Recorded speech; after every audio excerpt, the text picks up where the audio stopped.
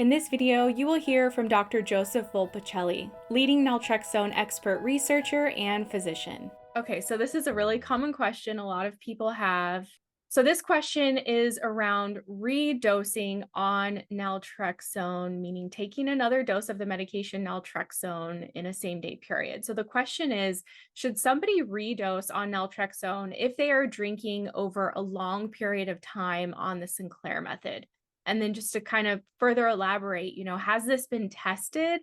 And if so, at what interval should somebody redose and how much should they take? So it's kind of like a three-part question. And if you need me to bring any other aspect into it while you're responding, I can. Yeah, so this is a great clinical question and one that we don't have a lot of research data to help inform us which way to go.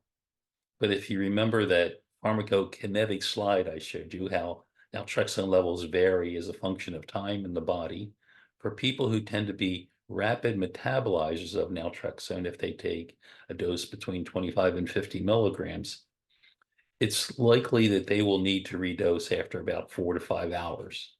For the slow metabolizers at a dose of 50 milligrams, they're probably covered for 10, 12 hours.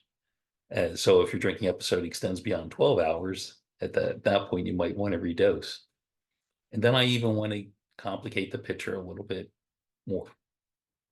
And that is, some people, when they metabolize naltrexone, one of the metabolites is 6-beta naltrexone, which is a weaker opiate blocker, but still it has therapeutic effects. And 6-hydroxy-beta naltrexone has a long half-life. So there's some people that are covered for a day after they take a 50 milligram dose of naltrexone. So again, there's huge individual variability. For some people, they may need to redose at 4 hours. Probably for the majority of people, more like 10 hours.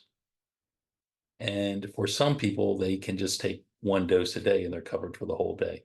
Okay, that's really clear. I guess just to follow up, because I know people are going to ask, how does somebody know if they are a candidate for redosing at what time? Does this just go back to, again, them working with a knowledgeable provider who can kind of um, work with them on this and decide what works best? Yeah, so I would talk to your provider to see if you can get some good advice from your provider. But here's some of the data that I would work. If you find yourself after 4 hours and you're drinking and you start getting that high associated with drinking, it's likely the naltrexone is not having a therapeutic effect anymore. And so from your own experience, you can experiment to see at what level you begin to get the high back. Second thing you could do is you can actually measure metabolites in the urine, and the people who make that 6-beta naltrexone are likely to be covered for a longer period, and we can measure that metabolite in the urine, or you can measure it in the blood as well, I guess. But the easiest way to do it is in the urine. So you can look at it to see if you're one of those individuals who makes the active metabolite, and then you should be covered for a longer period of time. So either trial and error, or you can look in the blood or the urine to see if you're making that active metabolite. Okay, that's helpful. When I've worked with people as a coach who are on the Sinclair method, I've heard them say what you were describing, where they're drinking mindfully and they're paying attention to what they're noticing. And they'll say, oh, I start to get those euphoric effects or buzz effects after 4 hours or 6 hours or 8 hours. So for an individual to really pay attention and notice what they're experiencing, and that's kind of what you're speaking to, I guess, for them just to, you know, trial and error with their physician, if you will. Yeah. And let me make one more point, and that is we've been talking about taking naltrexone orally, but there's also a form of naltrexone where you can give it as an injection, so the extended release version of naltrexone. And that's marketed to be given once a month, once every 28 days. But some people have found through their experience that at the end of 21 days, after 3 weeks, they can begin to get the buzz from alcohol again. So it's more effective if you give it every 3 weeks. So again, there's a lot of individual variability, and you just have to learn from your experience whether, how often you should take the medicine and what's the best optimal dose for you. Okay.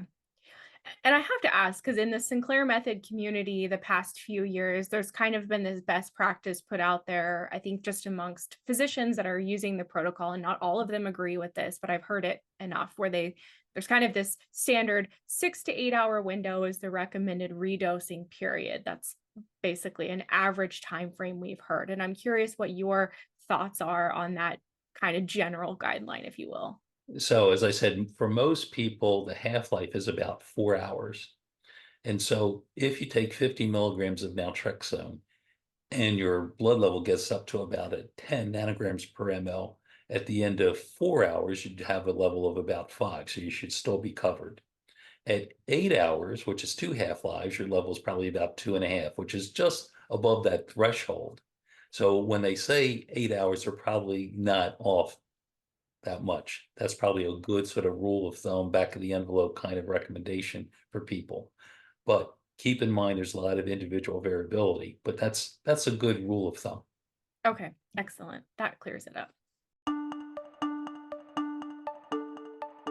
And I have to say that in general, social supports are really critically important for people in their recovery. I mean, that's one of the things that I think AA gets right. That that when people are have peer support or a coach or someone can help hold them accountable, but give them support when they begin to lose hope.